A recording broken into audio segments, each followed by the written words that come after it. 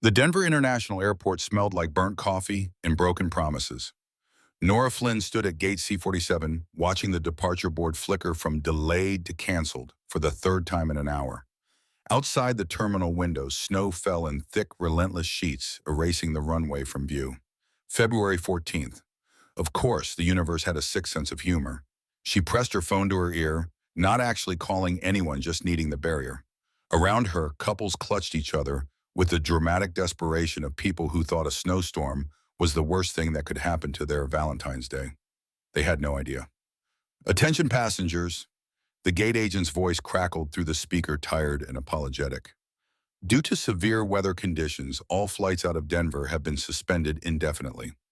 Please proceed to the customer service desk for rebooking options.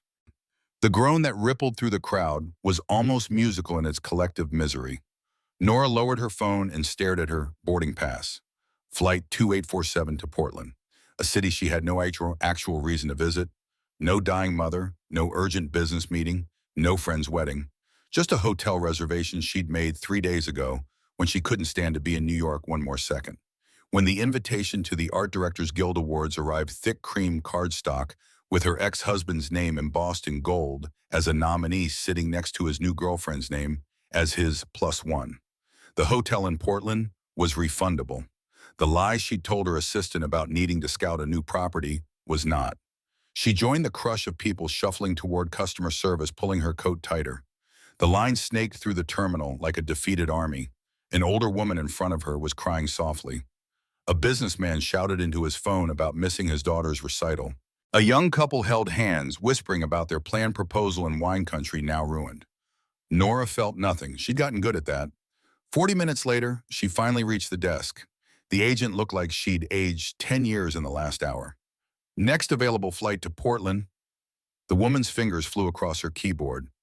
Thursday morning, earliest I can do. Thursday, Nora's composure cracked. That's 3 days from now. I'm sorry, ma'am. The storm's affecting the entire western region.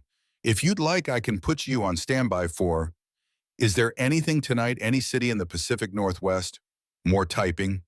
Seattle, 10:45 p.m., but it's already overbooked. You'd be 23rd on standby. Nora closed her eyes. 3 days in this airport or back to New York, where her empty apartment waited with its boxes. She still hadn't unpacked the bedroom she'd repainted twice, trying to erase the ghost of a marriage that had died so quietly she hadn't noticed until it was already buried. I'll take standby. Boarding pass, please. As Nora fumbled in her bag, a deep voice cut through the ambient noise beside her. Excuse me, I think there's been a mistake. She glanced sideways.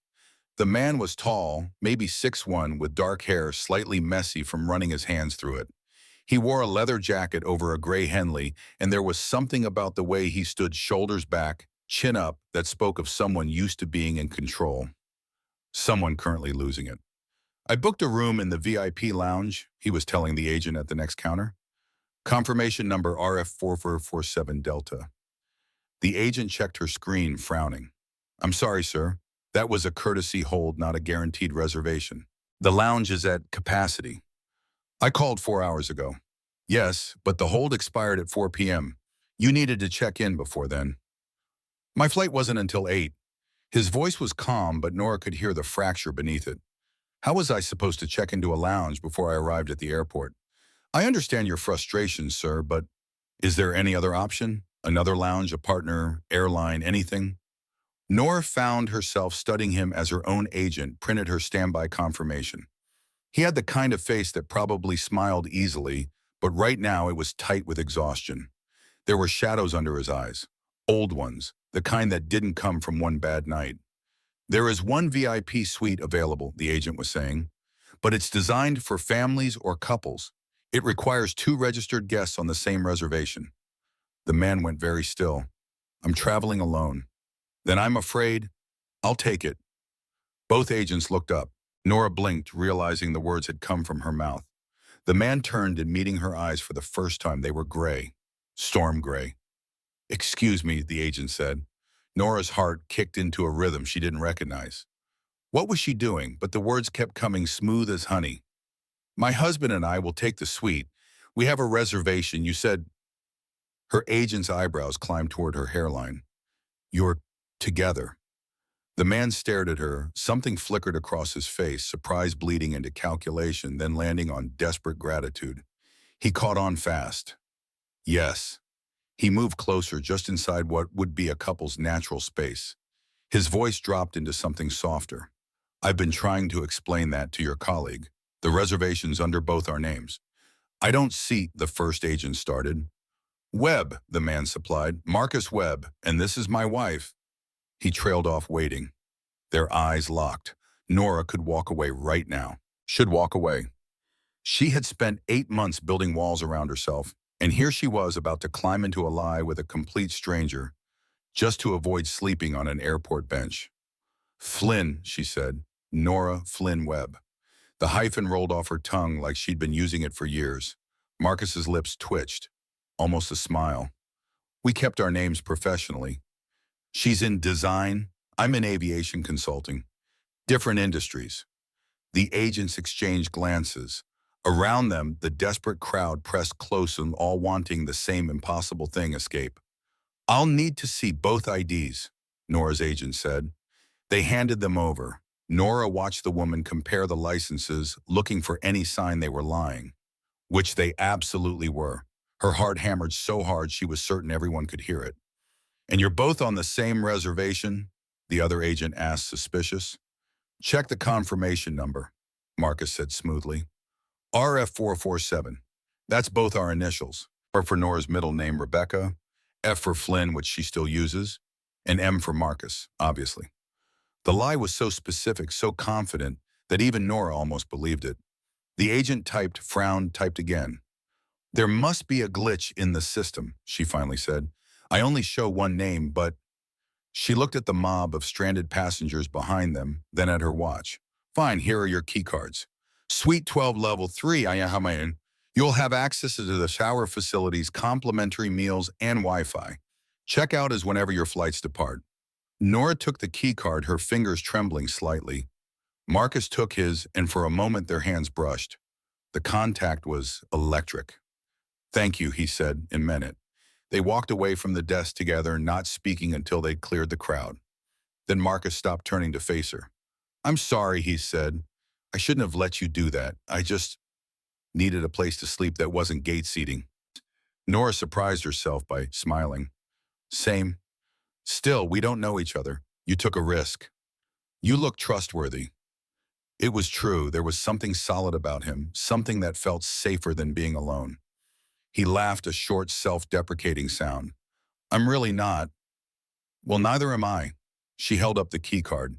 "But we both have a warm bed for the night now, so let's call it even." They found the elevator to the VIP level. Inside the small space, they stood on opposite sides, carefully not touching. Nora watched the numbers climb and tried not to think about what she'd just done. Tried not to notice the way Marcus's jaw was clenched or the way his hands were shoved deep in his pockets like he didn't trust them. "So," he said, eyes on the floor display. "Aviation consulting?" "Interior design," she countered. "Utah. Actually in aviation. Was a commercial pilot. Now I just advise." His jaw tightened further. "It's a long story." The elevator dinged. Third floor. The VIP lounge was a different world from the chaos below. Soft lighting, quiet corridors, the faint scent of lavender. Suite 12 was at the end of the hall. Marcus swiped his card first. The lock clicked green. He pushed the door open and gestured for Nora to enter ahead of him. The suite was small but immaculate. One queen bed with crisp white linens, a sitting area with a couch and armchair, a desk, a bathroom with a real shower. Through the window, the storm raged on, painting the world white. They both stared at the single bed. "I'll take the couch," Marcus said immediately. "Don't be ridiculous. You're 6 feet tall, you'll barely fit." "I've slept in worse places." "So have I." Nora dropped her bag and shrugged off her coat. "We're adults. We can share a bed without it being weird." "Can we?" He was looking at her now, really looking, and something in his gaze made her skin warm. She met his eyes. "Yes." For a moment, neither of them moved. The air between them felt charged, heavy with a tension that had nothing to do with the lie they'd just told. and everything to do with the truth of two strangers standing in a room pretending this wasn't the most reckless thing either of them had done in years. Marcus broke first, looking away. I should, I'm going to take a shower, if that's okay. It's your room too, allegedly. That almost smile again. Right, my wife wouldn't mind. He disappeared into the bathroom. The lock clicked. Nora exhaled and sat on the edge of the bed, her legs suddenly weak. What was she doing? She should leave. Get her own bench downstairs, wait for standby like a normal person. But she didn't move. Through the bathroom door, she heard water running. Tried not to picture him peeling off that leather jacket, the Henley beneath. Tried not to wonder what kind of man ran from something so hard he'd lie to airport staff. Tried not to acknowledge that she'd done exactly the same thing. Her phone buzzed. Rachel, her assistant, and only real friend, left after the divorce. How's Portland found any good properties? Nora stared at the message, typed and deleted 3 different responses, finally settled on delayed.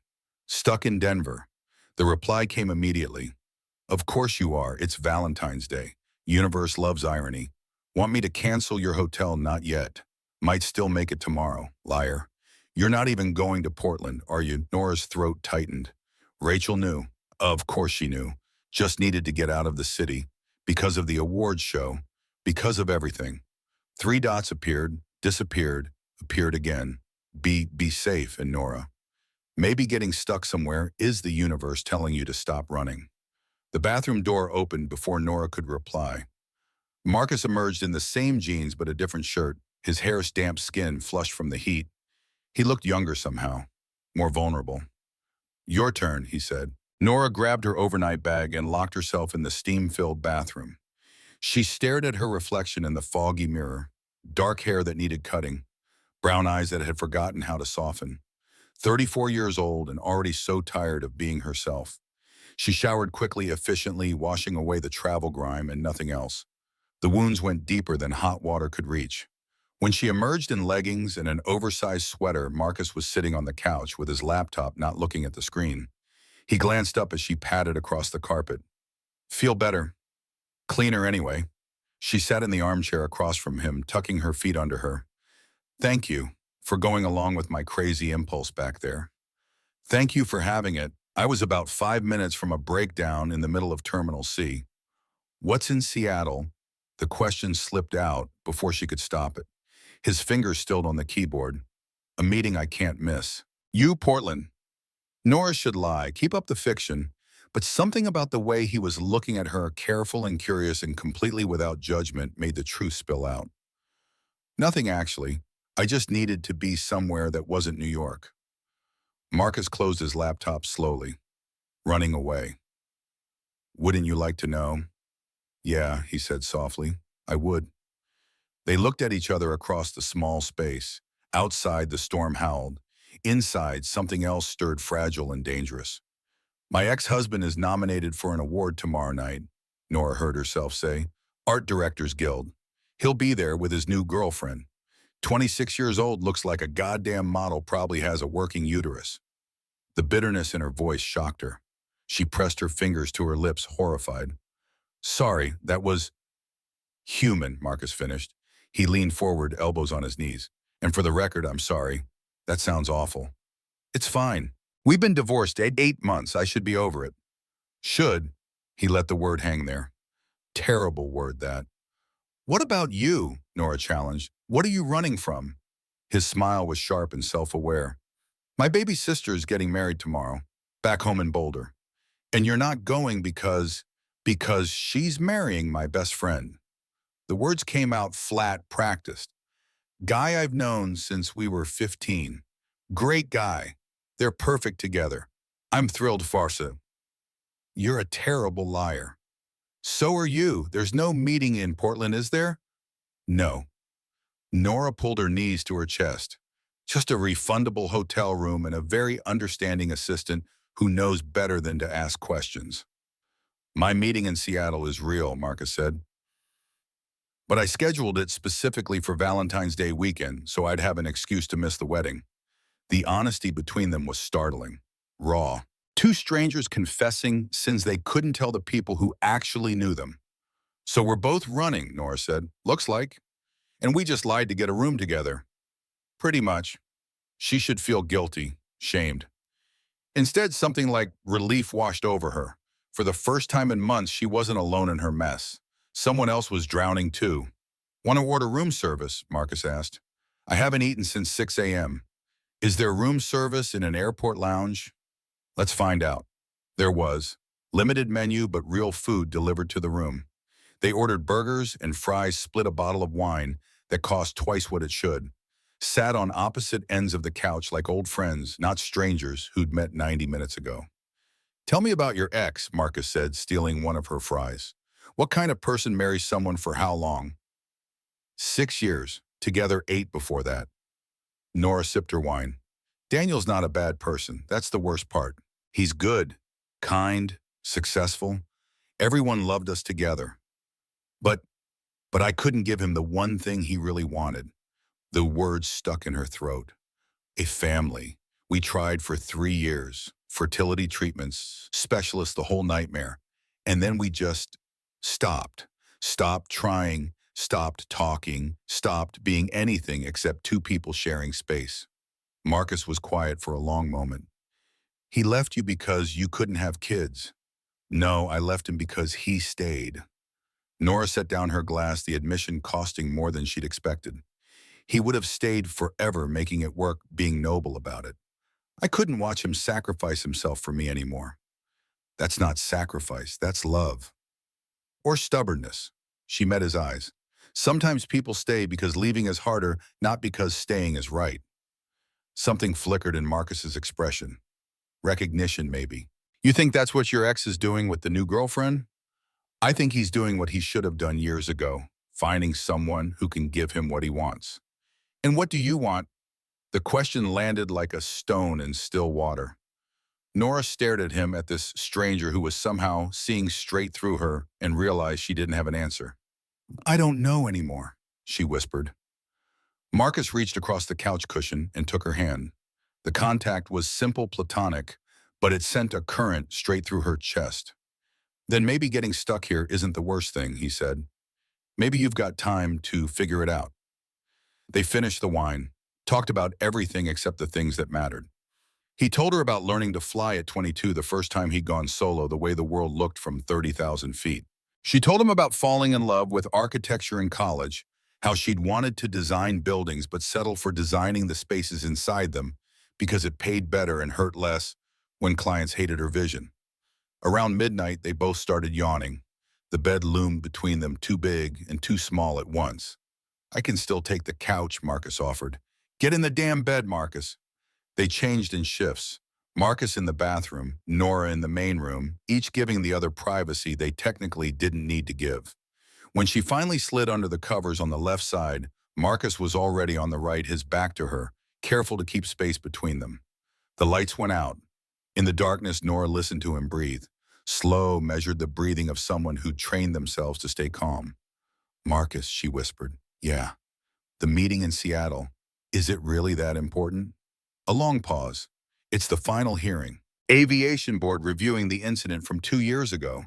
If they rule in my favor, I get my license back. Get to fly again. And if they don't, then I'm grounded for good. And I'll have to figure out who the hell Marcus Webb is if he's not a pilot." Nora rolled onto her side, facing his back.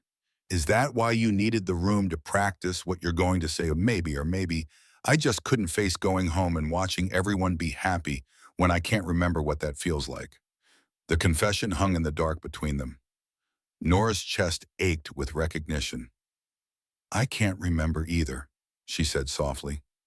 Marcus rolled over. Even in the dim light from the window, she could see his eyes. They were closer than they'd been all night, close enough to count heartbeats. "Tomorrow," he said, "let's make a deal.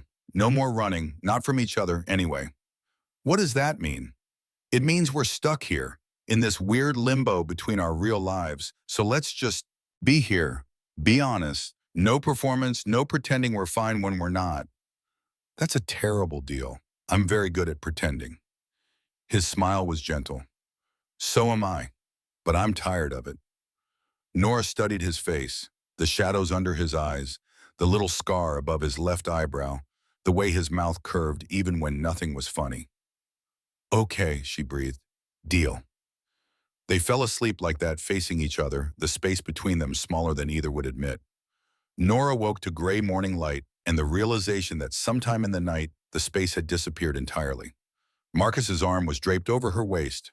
Her head was tucked against his chest. They were tangled together like they'd done this 1,000 times. She froze. His breathing was still slow, still sleeping. She could feel his heartbeat against her cheek, steady and sure. When was the last time she'd woken up next to someone and felt safe instead of alone? Carefully, she extricated herself and slipped out of bed. Marcus stirred but didn't wake. She grabbed her phone and padded to the bathroom. 17 messages, most from Rachel, one from her mother, 3 from numbers she didn't recognize. She ignored them all and checked the flight status. All Portland flights still canceled. Seattle flights still overbooked. She stared at her reflection. Her hair was a mess. There was a crease on her cheek from Marcus's shirt. She looked rumpled and tired and almost alive. A knock on the bathroom door made her jump. Nor, you okay? She opened the door. Marcus stood there in wrinkled clothes hair, sticking up in 3 directions, looking unfairly attractive for someone who'd slept in an airport. Flights are still canceled, she said. I know, I checked too. He rubbed his face. Looks like we're stuck for at least another day. Your meeting, they'll reschedule, it's fine. But his voice was tight and she knew it wasn't fine at all. I'm sorry. Don't be. He met her eyes. Last night was the first time in 2 years I've slept more than 4 hours straight. So if I'm stuck somewhere, I'm glad it's here. With you. The words shouldn't have made her heart stutter. They barely knew each other. This was just circumstance, just 2 broken people finding temporary shelter in each other's company. But when he smiled at her like that, soft and real and completely unguarded, she felt something crack open in her chest. Something that had been locked down for so long, she'd forgotten it was there. Breakfast? Marcus asked. God, yes. They ordered coffee and pastries, sat at the small table by the window, watching the snow continue to fall. The storm showed no signs of stopping. The world outside was buried in white, and somehow that felt right, like they were suspended in time, cut off from everything that waited for them beyond the glass. Tell me something true, Marcus said suddenly. Nora looked up from her coffee. What? Something you've never told anyone, or something you've been afraid to say out loud. That's a hell of a breakfast question. We made a deal. No more pretending. She set down her cup, thought about lying, about deflecting, but his eyes were steady on hers, patient and open, and she found herself speaking before she could stop. I'm relieved, she said quietly, about the divorce, about not being able to have children. Not because I didn't want them, but because I was terrified of being like my mother, of loving someone so much I'd lose myself completely. And now I don't have to make that choice. Marcus didn't flinch, didn't offer empty reassurance or tell her she'd make a great mother someday. He just listened. Your turn, Nora said, her voice rough. He leaned back in his chair, eyes drifting to the window. I'm in love with my best friend. Have been since I was 23. Never told him. Never will. The confession landed heavy between them. Nora's breath caught. Him? She asked carefully. Ryan. Marcus's smile was painful. Met him first day of flight school. Thought I was in love with flying until I realized I was in love with the person in the cockpit next to me. He's straight, or at least he's marrying my sister, so probably straight. And I've spent 15 years watching him date other people and telling myself it's fine. It's enough just to have him in my life. But it's not. No, it's killing me. He met her eyes. And tomorrow he's going to marry the second most important person in my life, and I'm going to have to stand there and smile and mean it. Nora's chest ached for him, and is that why you're not going? I told myself it was about the meeting. But yeah, I can't watch him marry someone else, even if that someone is my own sister, even if they're perfect together. He laughed hollow. I'm a coward. You're human. So are you. They sat in the weight of their shared truths. Outside, the storm erased everything. Inside, something was building between them, slow and inevitable as sunrise. Nora's phone buzzed. She glanced at it and went still. Daniel Carter was calling. Marcus noticed her expression. You don't have to answer. But she did. Some masochistic part of her needed to hear his voice, needed the reminder of why she'd left. Hello? Nora, thank God. Daniel sounded relieved. I saw the news about the storm. Are you okay? Where are you? I'm fine, stuck in Denver. Denver, I thought you were going to Portland. Was. Flight got canceled. When are they saying you can get out? Not sure yet. Maybe tomorrow. She was aware of Marcus watching her, his expression carefully neutral. Well, I'm glad you're safe. I was worried when I saw the weather. I can take care of myself, Daniel. I know, He sighed. Look, I know this is awkward, but I wanted to call before tomorrow night. The awards. I know you got the invitation, and I wanted to say you don't have to avoid it because of me. If you want to come, I'm not avoiding it. The lie came easily now. I have a client meeting in Portland. It has nothing to do with you. Silence. She could feel him not believing her. Okay, he said finally. But Nora, for what it's worth, I hope you're doing well. I hope you're happy. Same to you. Congratulations on the nomination. Thanks. Take care, okay? She ended the call and set the phone down with more force than necessary. Ex-husband, Marcus asked, checking to make sure the storm didn't kill me. How considerate. He still cares about you. He feels guilty. There's a difference. Nora stood abruptly. I need some air. It's a blizzard outside. Then I'll walk the terminal. She grabbed her coat, but Marcus caught her wrist gently. Hey, he said, don't run. Not from me. Nora looked down at his hand on her arm, at the way his fingers circled her wrist easily, warm and solid, at the concern in his eyes that had no right to be there for someone he'd known less than 24 hours. I'm not running, she said, but they both knew it was a lie. Marcus stood close enough now that she could smell his soap, his skin. Yes, you are, and I get it. But we made a deal. Remember, we're stuck here anyway. Might as well be stuck together. Why do you care? Because yesterday I was about to lose my shit in the middle of an airport and you saved me. Because you're the first person in 2 years who's looked at me and not seen the pilot who fucked up. Because, he paused, searching her face. Because I think you're running from the same thing I am. And maybe we don't have to do it alone. Nora's eyes stung. She blinked hard against the tears. I don't know how to not be alone anymore, she whispered. Neither do I. Marcus's thumb brushed against her pulse point. But we've got at least another day stuck in this airport. Want to figure it out together. She should say no, should put on her coat and walk away and wait for her standby flight like a sensible person who didn't share beds with strangers or tell them her deepest fears over breakfast. Instead, she said, okay. His smile broke like dawn. They spent the day exploring the airport like tourists, found a bookstore and bought paperbacks they'd never read, sat at a bar and ordered lunch and watched other stranded passengers argue with gate agents. Nora showed Marcus photos of her design projects on her phone. He told her stories about emergency landings and difficult passengers and the one time a bird got sucked into the engine mid-flight. They didn't talk about tomorrow. Didn't mention Seattle or New York or the lives waiting for them outside this bubble. Around 4 p.m., they found themselves in a quiet corner of Terminal B near a massive window overlooking the runways. The snow had slowed to light flurries. The sun was trying to break through the clouds, painting everything gold and gray. Marcus pulled out his phone and held it up, angling for a shot of the view. Wait, Nora said, let me move. No, stay. He adjusted the frame. The light's perfect on your face. She felt her cheeks warm. You're taking a picture of me. Is that weird? I can delete it. She didn't know what it was. Intimate, dangerous. It's fine. He took the shot, showed it to her. In the photo, she was half turned toward the window, snowlight caught in her dark hair, her expression unguarded and almost peaceful. She looked like someone she didn't recognize. I look different, she said quietly. You look like yourself. Their eyes met.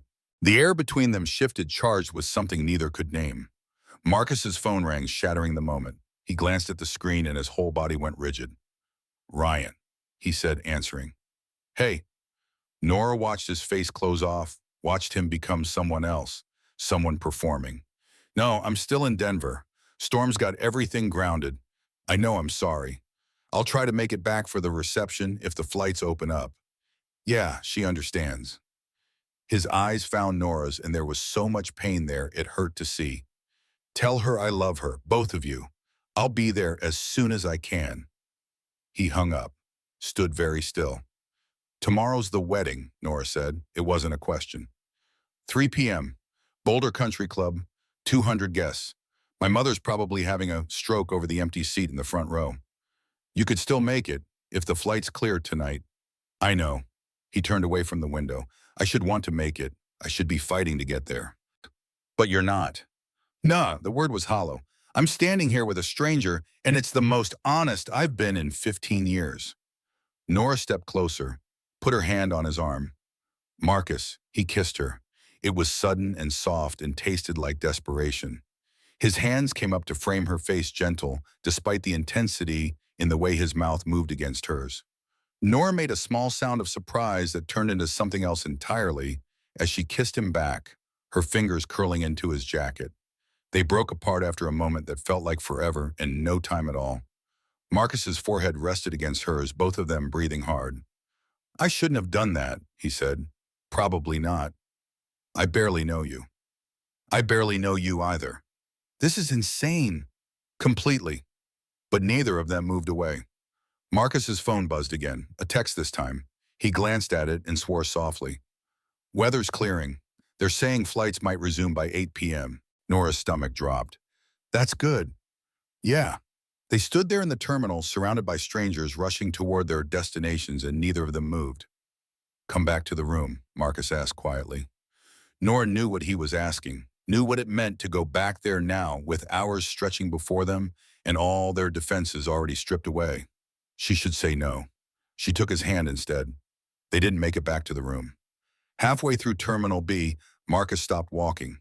His hand was still clasped in Nora's, and when he turned to face her, his expression was raw with something that looked like fear.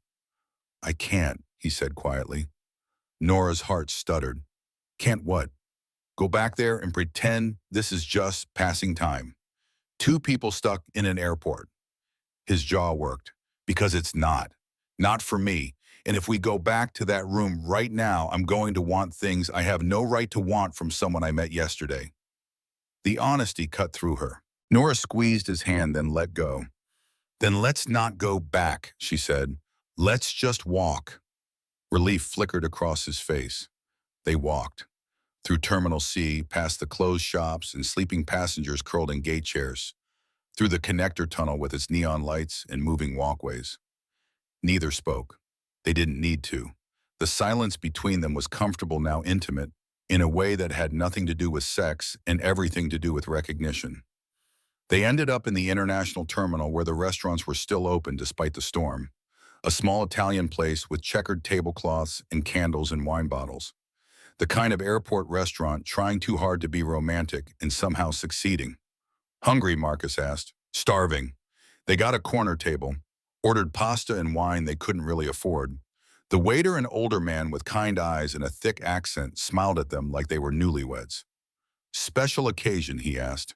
Marcus looked at Nora. Something passed between them, an entire conversation in a glance. Just Valentine's Day, Nora said. Ah, the waiter beamed. Your first? First spent stuck in an airport, Marcus said. That's got to count for something. The waiter laughed and left them with their menus. Nora met Marcus's eyes across the candlelight. We're terrible people, she said, lying to everyone. Maybe we've just been lying to ourselves for so long we forgot how to tell the truth. He paused. Until now. The pasta arrived. They ate slowly, savoring every bite like it might be their last meal together. Which it might be. In a few hours, the flights would board. Seattle, New York, different coasts, different lives. Tell me about the incident, Nora said. The one that grounded you. Marcus set down his fork. For a moment, she thought he'd change the subject. But then he sighed and leaned back. Denver to Phoenix, red-eye flight 2 years ago last month. I was the captain. We hit unexpected turbulence over New Mexico. Bad but not dangerous. I'd flown through worse 100 times. His eyes went distant. But we had a passenger, older man, started having chest pains. Heart attack. The flight attendants were doing CPR. We diverted to Albuquerque, but by the time we landed, he died. Nora finished softly. Yeah, investigations showed I'd done everything right. The turbulence wasn't the cause, just bad timing. But his family sued anyway. Said the stress of the rough flight triggered the attack. My airline settled out of court, and I was put on administrative leave pending review. He smiled bitterly. 2 years later, I'm still waiting for them to decide if I'm safe to fly again. But you didn't do anything wrong. Didn't I? I was the captain. Everything that happens on that plane is my responsibility. A man died, Nora. It doesn't matter if it was my fault or not. I was in charge and I couldn't save him.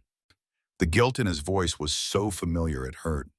Nora reached across the table, covered his hand with hers. You can't save everyone, Marcus. Neither can you. His eyes met hers. But I bet you've been trying anyway. She pulled her hand back, caught. I don't know what you mean. Your ex, you left him not because you didn't love him, but because you thought you were saving him from a life of disappointment, from being stuck with someone who couldn't give him what he wanted. That's not, it's exactly what you did. Just like I've spent 15 years saving Ryan from the truth because I thought it would ruin our friendship. We're both so busy protecting other people we've forgotten how to protect ourselves. Nora's throat tightened. She stared at her half-eaten pasta, at the candle flickering between them, at anything except the truth in his eyes. I don't know how to be any other way, she whispered. Neither do I. Marcus's voice was gentle.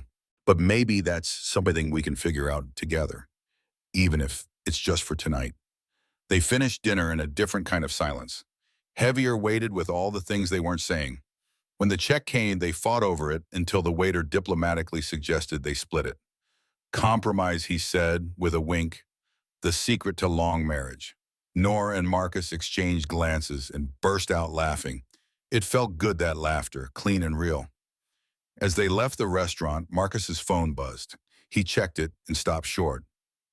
What? Nora asked. My sister. She wants to video call. Now. She says it's important. He looked torn, miserable. I should take it, but not here. Can we? The room, Nora said. Go, I'll give you privacy. But when they got back to Suite 12, Marcus caught her wrist as she headed for the door. Stay, he said, please. I don't want to do this alone. So Nora sat on the couch while Marcus answered the call. She watched his face transform as his sister's image filled the screen, watched him smile bright and false and breaking her heart. Emily. His voice was warm, enthusiastic. How's the bride? Freaking out. The woman on the screen was beautiful, late 20s, with Marcus's same gray eyes and a smile that could light up rooms. The florist just called. Half the roses are the wrong color, Mom's arguing with the caterer, and my maid of honor has food poisoning. Oh, and my brother is stuck in Denver instead of being here where he belongs. I'm sorry, Em. I'm trying to...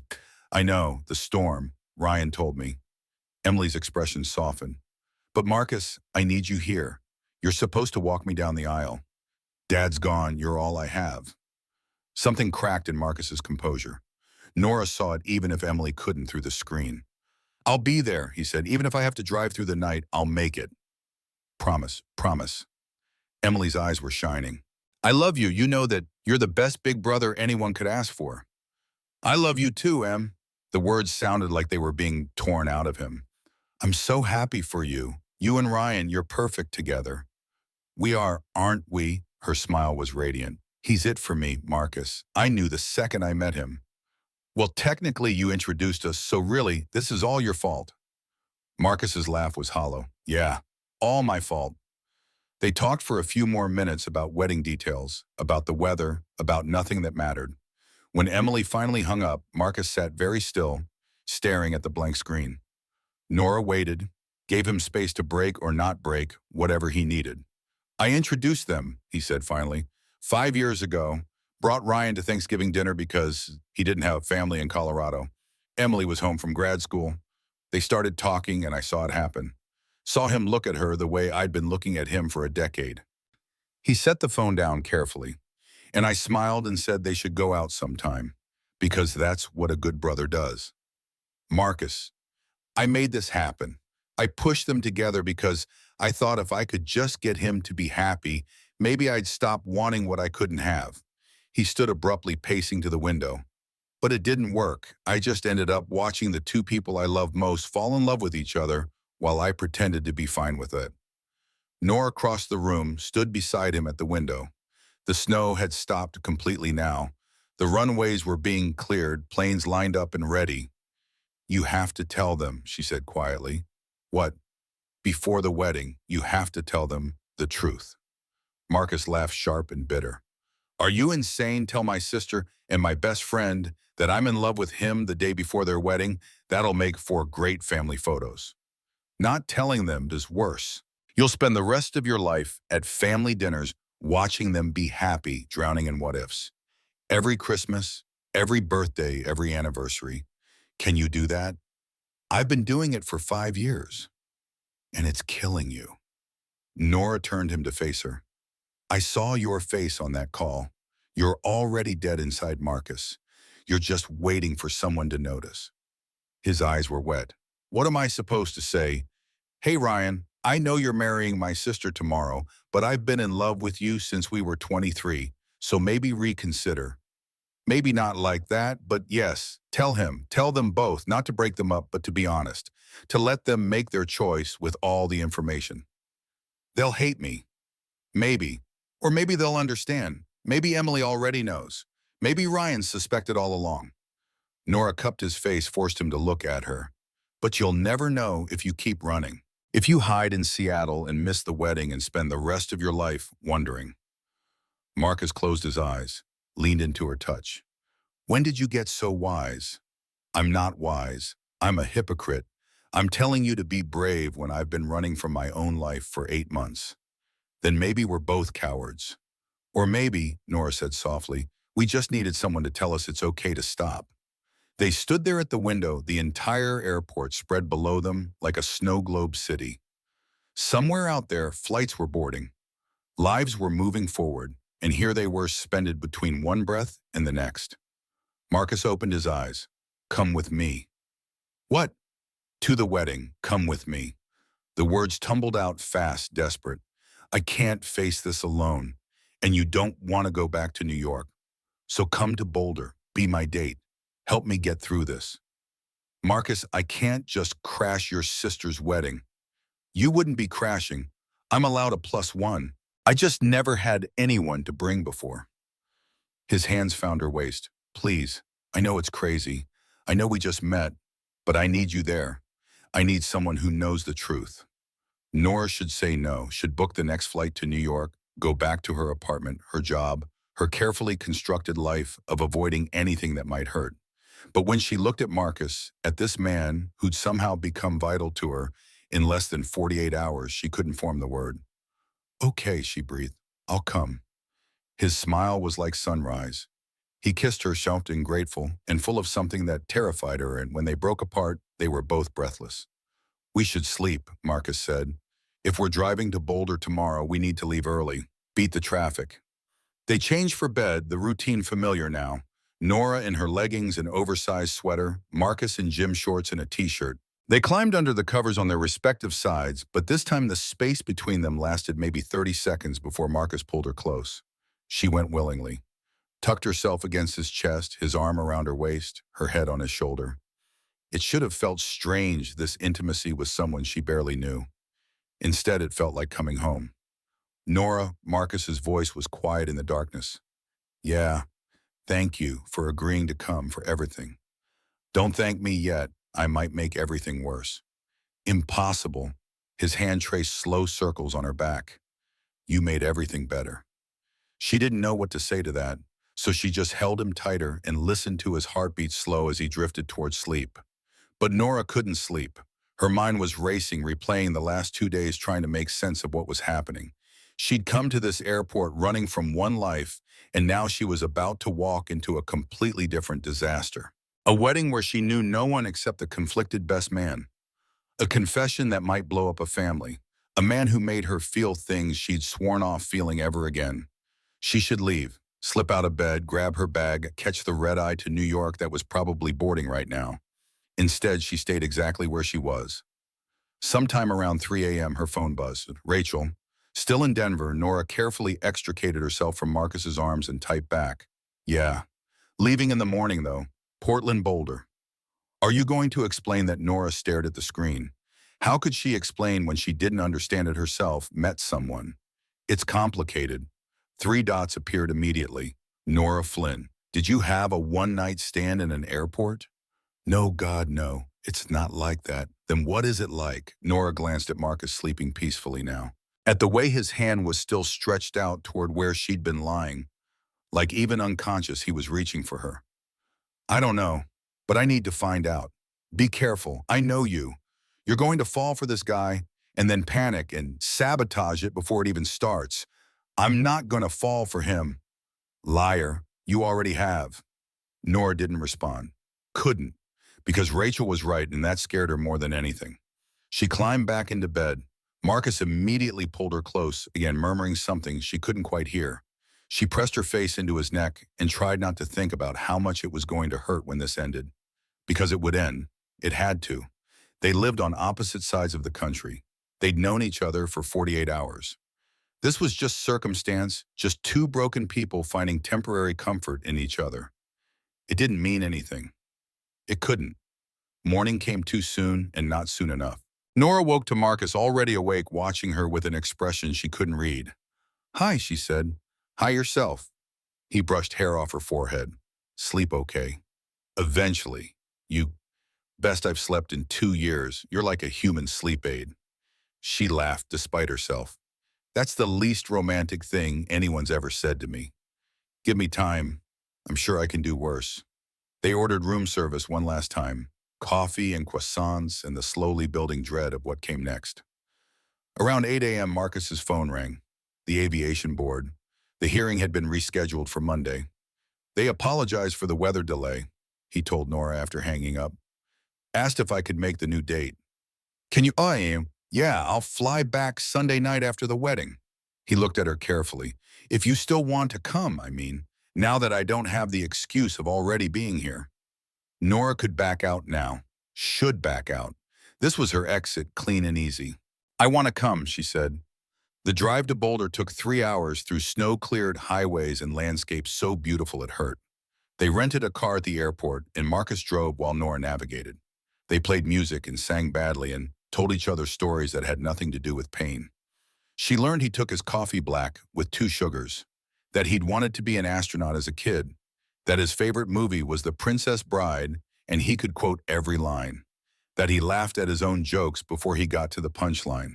He learned she was terrible at directions despite being a designer, that she'd almost been a concert pianist before architecture stole her heart, that she cried at commercials with dogs, that she always ordered her food on the side because she liked to control how things mixed. It was the small things, the unimportant details that made someone real. And with every mile, Nora felt herself falling further into something she couldn't name. They reached Boulder just before noon. Marcus pulled up to a hotel on the edge of downtown, not the one where the wedding party was staying. I booked us separate rooms, he said, almost apologetic. I didn't want to assume. Thank you. Nora meant it. Everything was moving so fast she needed space to breathe. They checked in. Her room was on the 3rd floor, his on the 5th. He walked her to her door, both of them suddenly awkward like teenagers on a first date. The wedding's at 3? Marcus said. I need to be there at 1 for photos, but I can pick you up at 2:30. Sure, what should I wear? Whatever you want. You'll look beautiful regardless. The compliment made her blush. Smooth pilot. I try. He hesitated, then leaned in and kissed her forehead. Thank you for being here, for doing this crazy thing with me. Thank you for asking me. She watched him walk away down the hallway, and only when he turned the corner did she slip into her room and let herself finally panic. What was she doing? She was about to attend a wedding as the date of a man who was in love with the groom. This was insane. This was going to be a disaster. Her phone rang. Unknown number. She almost didn't answer, but something made her pick up. Hello? Nora Flynn, a woman's voice vaguely familiar. Speaking. This is Elena Cortez. We met last year at the Design Expo in Chicago. I'm curating a new exhibition at the Museum of Contemporary Art in Denver, and I saw your work featured in Architectural Digest last month. I'd love to talk to you about a potential collaboration. Nora's heart stopped. I'm sorry, what? I know it's short notice, but I'm actually in Boulder this weekend for a wedding. Pure coincidence, but if you're available for coffee tomorrow morning, I'd love to discuss the project. I'm actually in Boulder too. What wedding? Emily Webb and Ryan Foster. My partner works with Ryan. Small world, right? The universe had a sixth sense of humor indeed. Right, Nora managed. Small world. They made plans to meet Sunday morning. Nora hung up and stared at her phone like it might explode. This was a sign. Had to be. The opportunity she'd been waiting for landing in her lap the same weekend she'd followed a stranger to his sister's wedding. It was the universe telling her to focus on her career, not on impossible maybe relationships with men who love someone else. She should feel excited. This was huge. MCA Denver was prestigious. This could change everything. Instead, all she felt was dread. She showered and tried on 3 different dresses before settling on a simple navy blue sheath. Elegant without being flashy. Appropriate for someone who was just a +1, not part of the actual story. At 2:30, Marcus knocked. When she opened the door, the expression on his face made her breath catch. "Wow," he said. "It's just a dress." "It's not the dress." He stepped into the room, closing the door behind him. "You look incredible, but that's not what I meant. You look present, like you're actually here instead of halfway out the door." Nora swallowed hard. "I had a weird phone call earlier." Yeah, she told him about Elena Cortez, about the exhibition opportunity, about the cosmic coincidence of it all. Marcus listened without interrupting. When she finished, he just nodded slowly. "That's amazing, Nora, really. You should absolutely meet with her." "That's it. That's all you're going to say." "What do you want me to say?" His voice was gentle. "That I wish you'd gotten the call literally any other weekend so I could selfishly keep you all to myself. That I'm terrified this means you'll realize you have real reasons to be here and won't need the excuse of keeping me company anymore."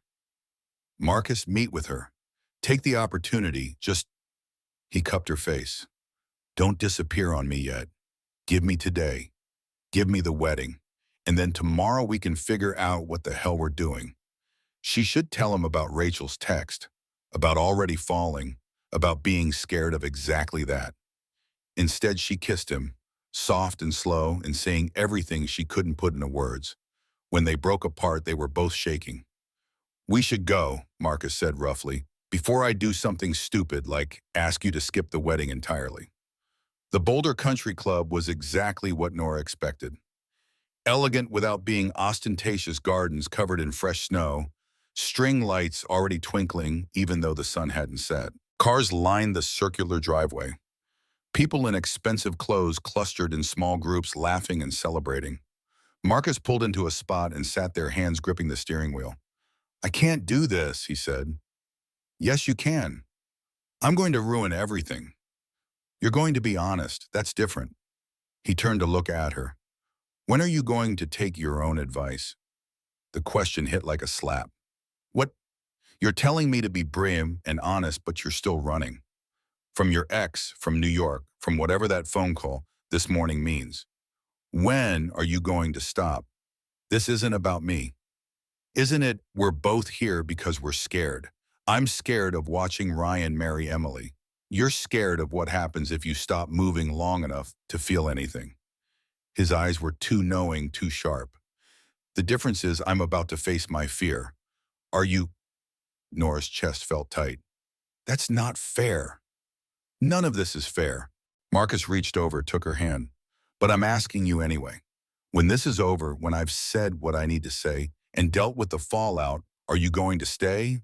Or are you going to get on the first plane back to New York and pretend this weekend never happened?" She wanted to lie, to reassure him, but he'd asked for honesty and she owed him that much. "I don't know," she whispered. He nodded slowly. "At least that's the truth."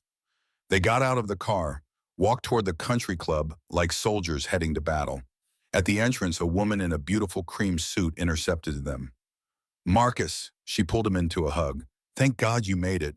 Emily's been worried sick." "Sorry, Mom, the storm."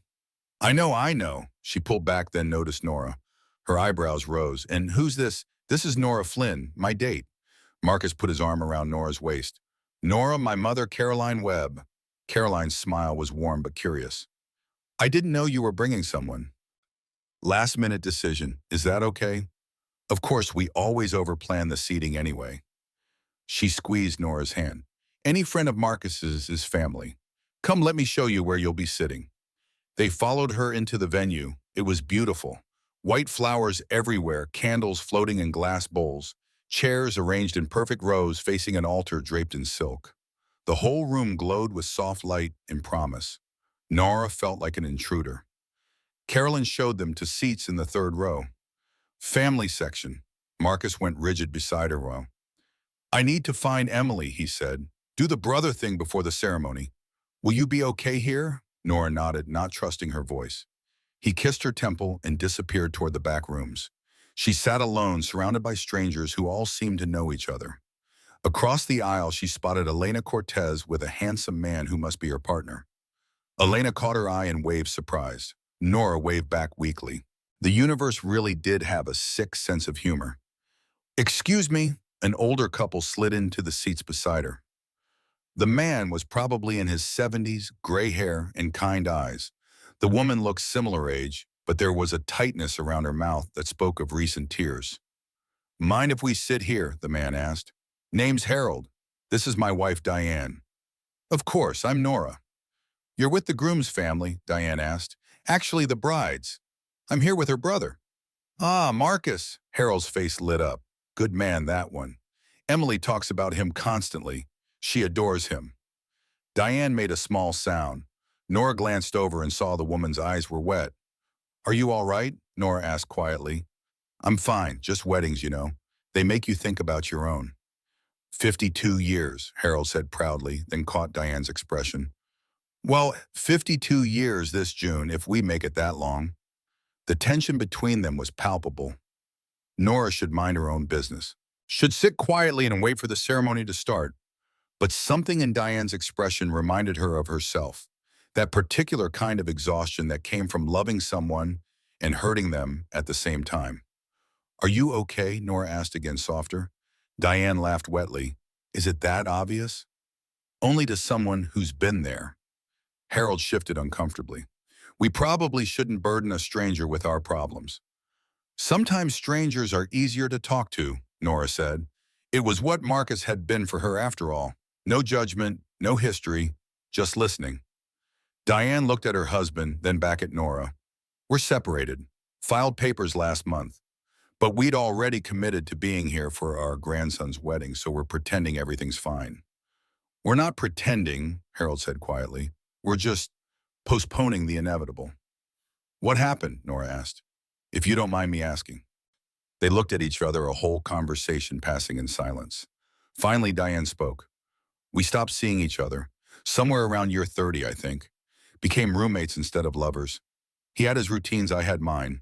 We'd have dinner together and talk about the weather or what was on TV, but never about anything real. And then one day I woke up and realized I didn't know who he was anymore. Harold's voice was rough. I thought I was giving her space. She always said she needed independence, didn't like me hovering. So I backed off. Did my own thing. I thought that's what she wanted. It was, Diane said. Until it wasn't. Until I realized independence and loneliness aren't the same thing. Nora's chest ached. So you just stopped trying and...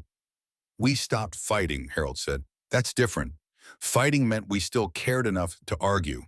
When we stopped caring enough to fight, that's when we knew it was over. The music started. People began taking their seats. But Nora couldn't stop looking at this couple married 52 years and calling it quits. Do you still love him? She asked Diane impulsively. Diane's eyes filled.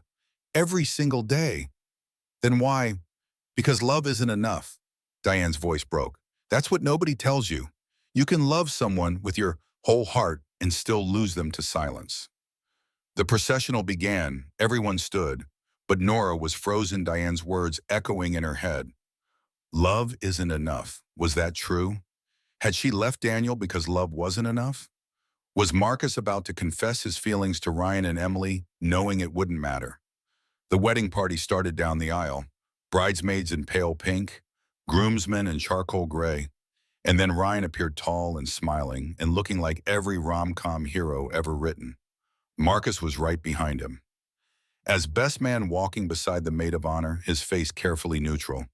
But Nora could see the cracks. Could see the way his hands were clenched, the muscle jumping in his jaw. Their eyes met for just a second. In that glance, Nora saw everything: the fear, the resignation, the desperate hope that maybe somehow this would all work out. She wanted to run to him, pull him out of this beautiful room and tell him he didn't have to do this, that they could leave right now, drive back to Denver, catch separate flights, and forget any of this ever happened. But she stayed seated, because this was his choice to make, not hers. The music swelled. Everyone turned toward the back of the room, and Emily Webb appeared, and she was absolutely radiant. Emily Webb walked down the aisle like she was floating. Her dress was simple but perfect, flowing white silk that caught the candlelight. Her smile was incandescent, and when she locked eyes with Ryan at the altar, the entire room seemed to hold its breath at the sheer force of their love. Nora glanced at Marcus. He was standing rigid beside Ryan, his best man's boutonniere slightly crooked, his face a careful mask. But his hands were shaking. She could see them trembling even from 3 rows back. The officiant began, the usual words about love and commitment and choosing each other every day. Nora had heard them before at her own wedding 8 years ago. They'd meant something then. Now they just felt like pretty lies people told themselves. Beside her, Diane was crying quietly. Harold's hand found hers, and after a moment she let him hold it.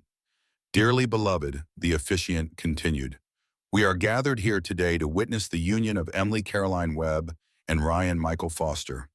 Nora watched Marcus, watched him watch Ryan, watched 15 years of unspoken love play out across his face in the space between one breath and the next. This was a mistake. She shouldn't have let him come, should have insisted they stay in Denver, let the wedding happen without him. Because this wasn't brave, this was torture. If anyone has reason why these two should not be wed, speak now, or forever hold your pause. The traditional pause. No one ever actually objected. It was just ceremony, just ritual. Marcus took a step forward. The room went still. Emily's smile faltered. Ryan turned confused. Carolyn Webb made a small sound of alarm from the front row. "Marcus," Emily's voice was small, uncertain. "What are you doing?" He opened his mouth, closed it. Every eye in the room was on him. Nora's heart was in her throat. "I'm sorry," he said finally. I need to fix your boutonniere, Ryan, it's crooked." The tension broke. Nervous laughter rippled through the crowd. Marcus stepped up to Ryan, adjusted the flowers with shaking hands. Ryan smiled, grateful and oblivious. "Thanks, man," he said quietly. "Always looking out for me." Marcus returned to his spot. The ceremony continued, and Nora watched him die inside piece by piece. The vows were beautiful, personal. Ryan spoke about meeting Emily and knowing instantly she was different from every other woman he'd dated. Emily talked about Ryan's kindness, his steadiness, the way he made her feel safe. "I choose you," she said, voice clear and strong. "Today and every day after. I choose you." Ryan's eyes were wet. "I choose you too." They exchanged rings. The officiant pronounced them husband and wife. Ryan kissed Emily with such joy it was almost painful to witness. The room erupted in applause. Marcus stood frozen, clapping mechanically, his smile fixed and hollow. Nora couldn't watch anymore. She looked away and her eyes met Harold's. He was watching Diane, who was still crying, and there was such longing in his expression it made Nora's chest ache. The recessional began. Ryan and Emily swept back down the aisle, radiant and perfect. The wedding party followed. As Marcus passed Nora's row, their eyes met for just a second. "I couldn't do it," his expression said. "I'm sorry." She wanted to tell him it was okay, that she understood, but he was already going to be pulled along by the tide of celebration. The reception was held in the country club's ballroom. More flowers, more candles, a band playing soft jazz, open bar and passed hors d'oeuvres, and 200 people who all seemed genuinely happy to be there. Nora found a corner table and tried to be invisible. She'd lost track of Marcus in the chaos of the receiving line. Watched him hug his sister, shake Ryan's hand, pose for endless photos with the bridal party, playing his part perfectly. "Mind if we join you?" Harold appeared with Diane, both holding champagne flutes. "Please." Nora gestured to the empty chairs. They sat in comfortable silence, watching the newlyweds dance their first dance. Emily and Ryan moved like they had been dancing together for years, which they probably had. Everything about them was easy, natural, the way love was supposed to be. They're beautiful together, Diane said softly. They are, Nora agreed. Makes you believe in it again, doesn't it? True love, soulmates, all that fairy tale nonsense. Diane's voice was wistful. Harold set down his champagne. It's not nonsense. Harold, it's not. We had it once. We were that couple, remember, dancing in the kitchen at 2 a.m. because we couldn't sleep, laughing until we cried over nothing, finishing each other's sentences. That was 40 years ago. So, doesn't mean it wasn't real. Doesn't mean it can't be again. He turned to face her fully. I miss you, Diane. I miss us. I miss the woman who used to steal the blankets and burn toast and sing off key in the shower. Diane's eyes filled. That woman is gone. She's not. She's sitting right here, just scared and tired and convinced she's not worth fighting for anymore. Harold took her hand. But you are, God. Diane, you're worth everything. We've been broken for too long. Then maybe it's time we tried fixing it. His voice cracked. I don't want to sign those papers. I don't want to spend whatever time I have left without you. I'd rather fight with you every day than have peace with anyone else. Nora felt like she was intruding on something sacred. She started to stand to give them privacy, but Diane caught her wrist. Stay, she said. Please, I need a witness for this. For what? Diane turned back to Harold. If we do this, if we try again, it can't be the same as before. No more silence, no more assumptions. We have to actually talk to each other. I can do that. And couples therapy, real therapy, not just going to appease me. Okay. And I want to travel. All those places we talked about when we were young and never went because there was always some reason to wait. I'm done waiting. Harold's smile was tentative, hopeful. Where do you want to go first? Paris. I've always wanted to see Paris. Then we'll go to Paris. He pulled her close, resting his forehead against hers. We'll go everywhere, do everything, as long as I get to do it with you. They kissed soft and careful, like they were learning each other all over again. When they broke apart, Diane was laughing through her tears. We're crazy, she said, 73 years old and acting like teenagers. We've earned the right to be crazy. Harold kissed her again. I love you. Never stopped. Never will. Nora felt something crack in her chest. This was what she'd been too scared to reach for.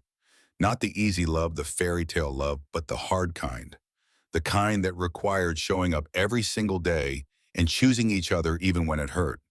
The kind she'd given up on with Daniel because she couldn't give him children. The kind she was terrified of finding with Marcus because what if she wasn't enough? Excuse me, she murmured, standing abruptly. She needed air, needed space, needed to think.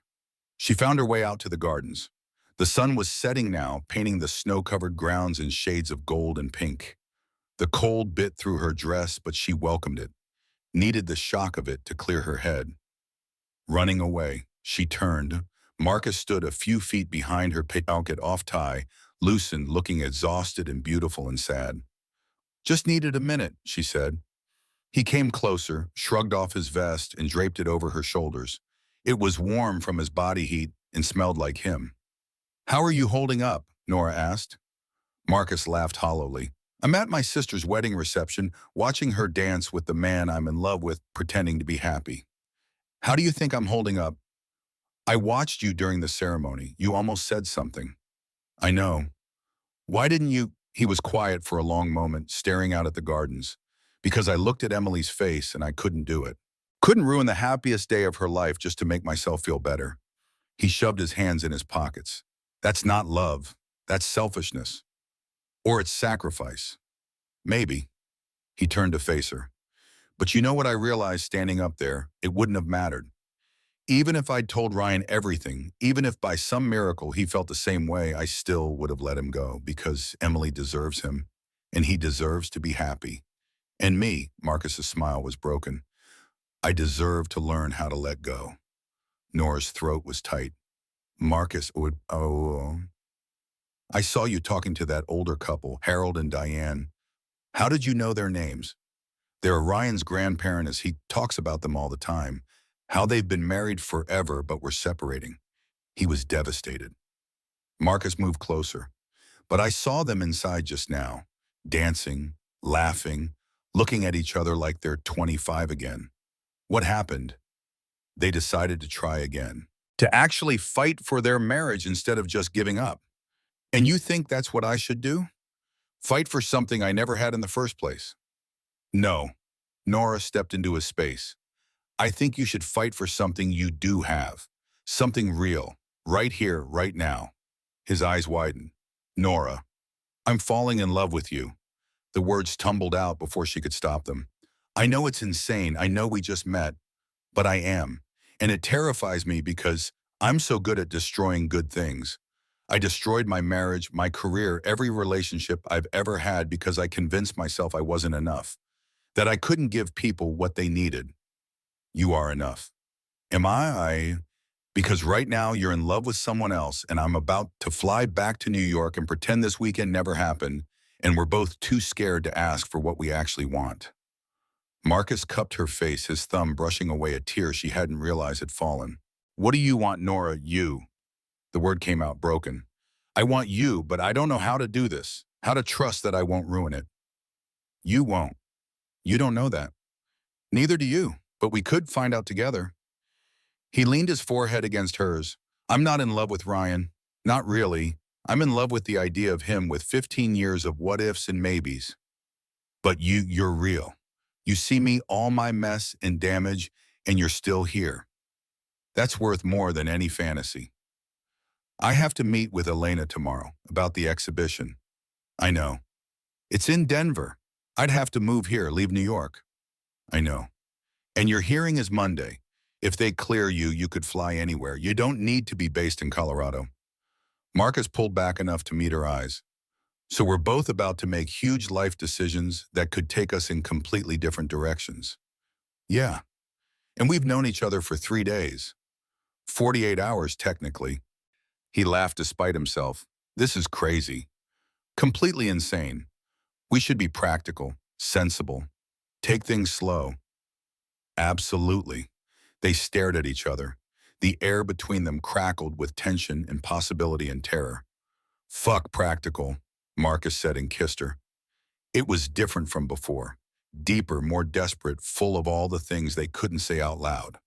Nora kissed him back like she could pour every ounce of her fear and hope and want into this moment into him. When they broke apart, they were both breathing hard. Come back to my room, Marcus said roughly. Please, I need, yes. Nora didn't let him finish. Yes. They made their excuses. Marcus told his mother he was exhausted from the drive. Nora slipped out without talking to anyone. They drove separately back to the hotel in case anyone noticed, but the second they were in the elevator, they were on each other. Marcus's room. Door barely closed before they were kissing again, fumbling with zippers and buttons and all the barriers between them. His vest hit the floor. Her dress pooled at her feet. They made it to the bed in a tangle of limbs and racing hearts. Wait. Marcus stopped breathing hard. I need to say something first. Nora looked up at him, this man who'd somehow become everything in the space of 2 days. I'm scared too, he said. Terrified, actually. But I'm more scared of letting you go and spending the rest of my life wondering what if. Me too. So whatever happens tomorrow, whatever decisions we make about Jewish and cities and all the practical shit, I need you to know something. He brushed her hair back from her face. You're not a rebound. You're not a consolation prize. You're not second place to some fantasy I've been holding on to. You're the first thing in 2 years that's made me want to stop running. Nora's eyes stung. Marcus, I'm choosing you, Nora Flynn. Right here, right now, I'm choosing you. She pulled him down into a kiss that tasted like tears and promise. They made love slowly, carefully, like they were mapping each other's scars and wounds and trying to find the places that still believed in healing. After they lay tangled together in the dark, Nora's head on Marcus's chest, his fingers tracing lazy patterns on her back. Tell me about the exhibition, he said quietly. So she did. Told him about Elena Cortez, about the Museum of Contemporary Art, about how this could be the opportunity that changed her entire career. How she'd been working towards something like this for years, but convinced herself she'd never be good enough. You're good enough, Marcus said fiercely. Your work is incredible. I saw the photos on your phone. Remember, you deserve this. It would mean moving to Denver, At least for 6 months while I work on the installation. Okay. Just okay. Them. He shifted so he could see her face. Nora, I'm not going to ask you to choose between your career and me. That's not fair, and it's not what I want for us. What do you want? I want you to take the job, build the exhibition, make something beautiful that proves to yourself how talented you are. He paused, and I want to be there when you do. Not because I'm following you, but because it's where I want to be. What about your hearing? What if they clear you to fly again? Then I'll fly, but I can be based out of Denver just as easily as anywhere else. Better, actually. Major airport, good connections. He smiled. And there's this woman I kind of like who might be living here. Figured I'd stick around and see where that goes. Nora's heart felt too big for her chest. You make it sound so simple. It is simple. We're just used to making it complicated. He kissed her forehead. Yes, we barely know each other. Yes, this is fast and maybe reckless. But I'd rather take the risk than spend another 2 years playing it safe and being miserable. She wanted to believe him, wanted to believe this could work. But there was still a voice in her head whispering all the ways it could go wrong. What if I disappoint you, she whispered. What if you don't? What if we move to Denver and 6 months from now we realize this was just circumstance? Two broken people finding each other at the right moment. Marcus was quiet for a moment. Then he sat up, reaching for his jacket on the floor. He pulled out his phone, scrolled through his photos, and handed it to her. What am I looking at? Nora asked. The date. Top right corner. She looked. The photo was of an art gallery, modern, sleek, filled with people. And there in the background, slightly out of focus, but unmistakable, was a woman in a black dress with dark hair. Her. This is from a year ago, Nora said slowly. Chicago, the design expo where I met Elena. I was there too, photographing the event for a friend's magazine. Marcus's voice was quiet. I saw you across the room and couldn't stop staring. You were standing in front of this massive installation, just staring at it like you were trying to memorize every detail. I took that photo without thinking. Nora's hands were shaking. You've had this for a year. I forgot about it, honestly. Didn't think much of it at the time, except that you were beautiful and looked so focused, I didn't want to interrupt. He took the phone back, looked at the photo. But then you walked into that airport 2 days ago, and I knew I recognized you from somewhere. Found this last night while you were sleeping. That's impossible. Is it just the universe being less random than we think? He set the phone aside, pulled her close again. Maybe we were supposed to meet a year ago. Maybe we needed that time apart to become people who could actually appreciate what we found when we finally collided. Nora stared at him, at this man who'd somehow been orbiting her life for a year without either of them knowing, at the impossibility of it all. I was still married, she said quietly. When you took that photo, I was wearing my wedding ring. I know, I noticed. Did you ever try to find me after the expo? Marcus shook his head. You were married. I was still pretending I could get over Ryan by sleeping with strangers and calling it moving on. We weren't ready. He tipped her chin up. But we are now, aren't we? She thought about Harold and Diane choosing to fight for their marriage after 52 years. Thought about Daniel, who'd loved her but couldn't save her from herself. Thought about the last 8 months of running, hiding, convincing herself she was better off alone. Yeah, she breathed. I think we are. They fell asleep, wrapped around each other, the photo still glowing on Marcus's phone screen. Two strangers who'd been circling each other for a year finally finding their way home. Nora woke to early morning light in an empty bed. She sat up, heart racing, looking for Marcus. Found him standing at the window, already dressed, his phone pressed to his ear. I understand, he was saying. Yes, tomorrow at 9 a.m., I'll be there. He hung up and turned, caught her watching. The aviation board, he explained, confirming the hearing for tomorrow. Are you nervous, terrified? He came back to the bed, sat on the edge, but also ready. Whatever they decide, I need to know, need to move forward. Nora reached for his hand. You'll get cleared. I know you will. Maybe, maybe not. He brought her hand to his lips. But either way, I'll still have this. Have you. That helps. They had breakfast in his room. Coffee and pastries ordered from room service, sitting cross-legged on the bed like college students. Nora's meeting with Elena was at 10. Marcus had promised to drive Emily and Ryan to the airport for their honeymoon flight at 11. This is the part where everything gets real, Nora said, picking at a croissant. Yeah, where we stop living in the airport bubble and have to figure out how this works in actual life. Marcus set down his coffee cup. Elaine is going to offer you the job. You don't know that. I do. You're exactly what she's looking for, and you're going to say yes. Am I? I hope so. He met her eyes. Because you deserve this, Nora. You've been running from your talent for too long. She wanted to argue, to list all the reasons why she might not be ready, might not be good enough. But something in his expression stopped her. What if it doesn't work out? The exhibition, I mean. Then you'll try something else. Build something different and you'll figure it out. He leaned forward, cupped her face. Stop waiting for permission to be great. You already are. The words cracked something open in her chest. She kissed him soft and grateful and terrified. I should go, she said reluctantly. Get ready for the meeting. Go, knock her dead, then come back and tell me everything. She showered in her own room, put on her best professional outfit, tried to quiet the panic rising in her throat. This was what she wanted, the career opportunity she'd been chasing for years. So why did it feel like she was standing on a cliff edge? Elena Cortez was waiting at the coffee shop downtown. Elegant mid-40s with the kind of confidence that came from years of knowing exactly who she was. Nora, she stood, pulling Nora into a quick hug. Thank you for making time. I know this is unexpected. Thank you for thinking of me. They sat, ordered coffee, and then Elena laid it all out. The Museum of Contemporary Art wanted to commission a new installation for their main gallery. 6 months of work, full creative control, budget that made Nora's eyes water. The theme was reconstruction, taking broken spaces and making them beautiful again. When I saw your work in Architectural Digest, Elena said, I knew you were perfect for this. The way you use negative space, the way you make emptiness feel intentional instead of lacking. That's what we need. Nora's hands were shaking. She hid them in her lap. This is incredible. Thank you. There's a catch, of course, though. What kind of catch? We need you here in Denver, full-time for 6 months starting March 1st.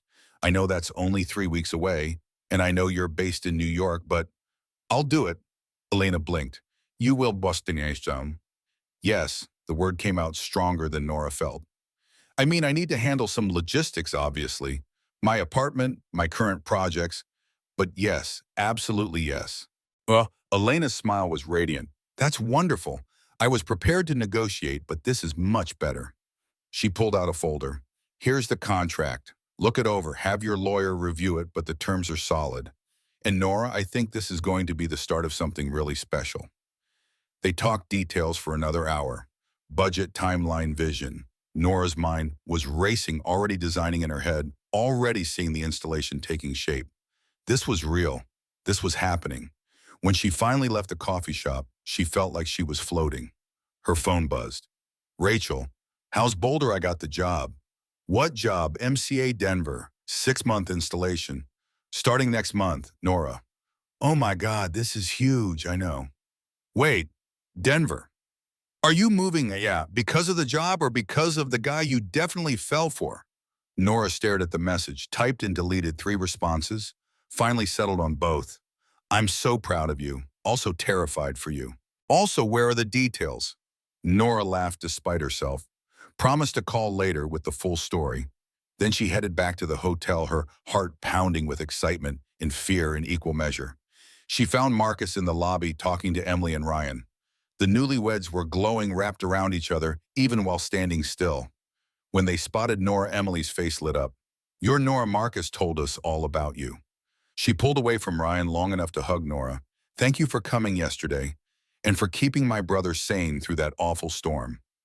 It was no trouble. Nora managed returning the hug. We're about to head to the airport, Ryan said, shaking her hand. But we wanted to meet you first. Marcus talks about you nonstop. Marcus had the grace to look embarrassed. I mentioned you maybe twice. More like 20 times, Emily teased. It's sweet. I haven't seen him this happy in years. Something passed between the siblings.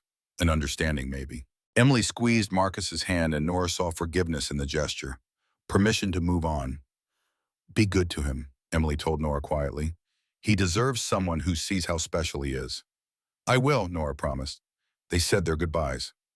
Ryan and Emily headed to their Uber, leaving Marcus and Nora alone in the lobby. So, Marcus asked, barely containing his excitement. How did it go? She offered me the job. His smile could have powered the entire hotel. And I said yes. He picked her up, spinning her around despite the disapproving looks from the concierge. When he set her down, they were both laughing. I'm so proud of you, he said. This is incredible. I'm terrified. Good. That means it matters. He kissed her forehead. When do you start? March 1st, 3 weeks.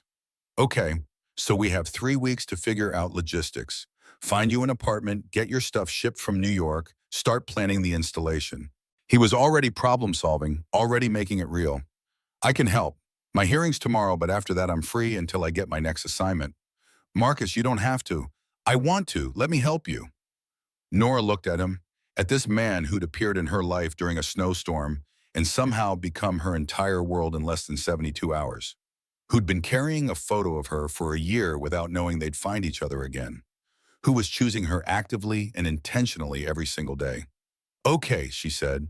Help me. The next day, Nora sat in the waiting room outside the aviation board, hearing her leg bouncing with nervous energy.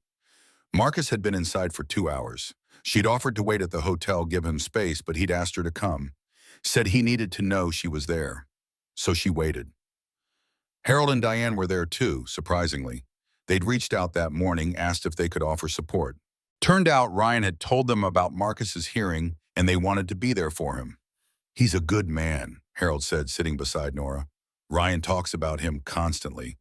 Says Marcus is the reason he learned to be brave enough to love openly. Nora's throat tightened. He doesn't see himself that way. The best people never do. Diane patted her hand. But he has you now, you'll remind him. The door finally opened. Marcus emerged, his face unreadable. Nora stood, her heart in her throat. Well, she asked. His lips twitched, then broke into a full smile. I'm cleared. Full reinstatement. I can fly again. Relief crashed through her. She threw her arms around him, felt him lift her off the ground, both of them laughing and crying at the same time. I'm so proud of you, she said into his neck. I couldn't have done it without you. They pulled apart. Harold and Diane were smiling, holding hands like newlyweds themselves. This calls for a celebration, Harold declared. Dinner on us, best restaurant in Denver. They went to a steakhouse downtown. Ordered champagne and toasted to new beginnings. Harold and Diane told stories about Ryan as a boy, about family and legacy, and the importance of fighting for what mattered. Marcus held Nora's hand under the table the entire meal, his thumb tracing circles on her palm. Later, back at the hotel, they made love slowly, carefully memorizing each other. Nora traced the scar above Marcus's eyebrow, the one from a childhood bike accident. He kissed the birthmark on her shoulder blade that she'd always hated. They learned each other's bodies like languages, fluent and fumbling at once.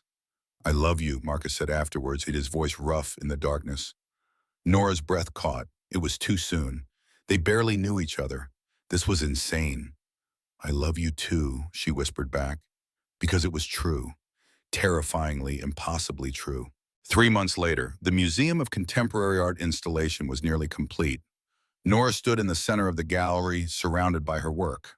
Broken mirrors arranged into impossible patterns, shattered glass forming constellations, empty spaces that somehow felt full of meaning. Reconstruction, the placard would read, an exploration of beauty and brokenness. Marcus appeared in the doorway, 2 coffee cups in hand. He'd just gotten back from his first solo flight since reinstatement. Denver to Seattle and back, routine and perfect. It's incredible, he said, handing her a cup. It's not done yet. It's still incredible. He pulled her close. Just like you. They had found an apartment in Denver. 2 bedrooms, exposed brick walking distance to the museum. Nora's boxes from New York had arrived last week. They were slowly unpacking, building a life together, 1 room at a time. Rachel had visited twice already. Daniel had sent a congratulations card when he'd heard about the exhibition. Her mother called weekly, still confused about the sudden move, but trying to be supportive. It wasn't perfect. They fought sometimes. about whose turn it was to do dishes, about Marcus's irregular flight schedule, about Nora's tendency to work 16-hour days and forget to eat. But they always came back together, always chose each other again. "The opening is in 2 weeks," Nora said, leaning into him. "I know, I already requested the time off." "You don't have to." "I want to. I want to be there when you show the world how brilliant you are." He paused. "Speaking of which, I have something for you." He pulled a small frame from his bag. Inside was the photo from Chicago. Nora at the Design Expo, caught in profile studying art with that same intense focus she brought to everything. "I got it printed," Marcus said. "Figured you should have it. A reminder of where we started." Nora stared at the photo, at the woman she'd been a year ago. Still married, still lost, still running from herself. "I was so unhappy then," she said quietly. "I know, but you're not anymore. Are you?" She turned in his arms, looked up at this man who'd somehow become her home. "No, I'm not." They kissed there in the empty gallery, surrounded by broken things made beautiful. Outside, Denver was coming alive with spring. Inside, they were building something new, from the fragments of who they used to be. It wasn't the fairy tale. It wasn't perfect. But it was real, and it was theirs. And that was enough. 1 year later, Valentine's Day 25. Nora and Marcus stood in Terminal C of Denver International Airport, watching the snow fall outside the massive windows. "Can't believe we're back here," Nora said, shaking her head. 2 years ago, almost to the day." Marcus pulled her close. "Best snowstorm of my life." They weren't stranded this time. They had tickets for a flight to Paris. First vacation together, celebrating Nora's exhibition, going on international tour, and Marcus being promoted to training captain. 2 weeks of wandering museums and eating pastries and pretending they were newlyweds, which technically they would be soon. Marcus had proposed last month, on the anniversary of the day they'd met right here in this airport. Got down on one knee in the middle of the terminal while travelers rushed past, and Nora laughed and cried and said yes before he could even finish asking. The ring was simple, a small diamond, nothing flashy, but it was perfect. "Gate change," Marcus said, checking his phone. "We're now boarding from C-47. Nora stopped walking. "C-47. "Yeah, why?" "That's where we met. That was my original gate." They looked at each other and burst out laughing, because of course it was. The universe had a sense of humor after all. At the gate, they ran into familiar faces. Harold and Diane were there, heading to Paris themselves. Their second honeymoon, they explained. "First one in 50 years, and you two inspired us," Dan said, hugging Nora. "Watching you build something from nothing. Reminded us we could too." They boarded together, sat in different rows but connected by something invisible and strong. As the plane taxied, Nora looked out the window at the snow-covered runways, at the city lights glowing in the dusk. 2 years ago, she'd been running. From her marriage, from her career, from herself. Now she was flying towards something, toward a future she'd built with her own hands and someone else's heart. Marcus reached over, laced his fingers through hers. "What are you thinking about?" he asked. "How we almost missed this. How if the flights hadn't been canceled, if the storm hadn't hit, if we'd both just made it to where we were supposed to go. But we didn't. We got stuck and found each other instead." "You think it was fate?" "I think," Marcus said slowly, "that sometimes the detours are the destination.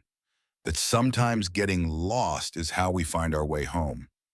The plane lifted off. Nora watched Denver disappear below them, everything she'd run from and everything she'd found shrinking into miniature. She'd left New York empty. She'd found Denver by accident. And in between, in the space of a snowstorm and 72 impossible hours, she'd found herself. And him. And love that wasn't easy or perfect, but was real and worth fighting for.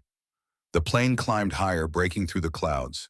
On the other side was blue sky and endless possibility. Nora closed her eyes and let herself believe in it, in second chances, in love found in airports, in the beautiful reconstruction of a broken life. "Thank you," she whispered to Marcus. "For what?" "For choosing me, that first day, that first moment, for seeing me when I couldn't see myself." Marcus lifted her hand to his lips, kissed her knuckles just below the ring. "Always," he said, "I'll always choose you." And somewhere behind them, Harold and Diane were holding hands across the armrest. Ryan and Emily were probably boarding their own flight somewhere, happy and oblivious. Daniel was in New York, hopefully moving forward with his life. Rachel was planning Nora's bachelorette party. The world kept turning. People kept choosing and losing and finding each other. But here in this moment, suspended between earth and sky, Nora Flynn and Marcus Webb were exactly where they were supposed to be. Together. Finally. Home.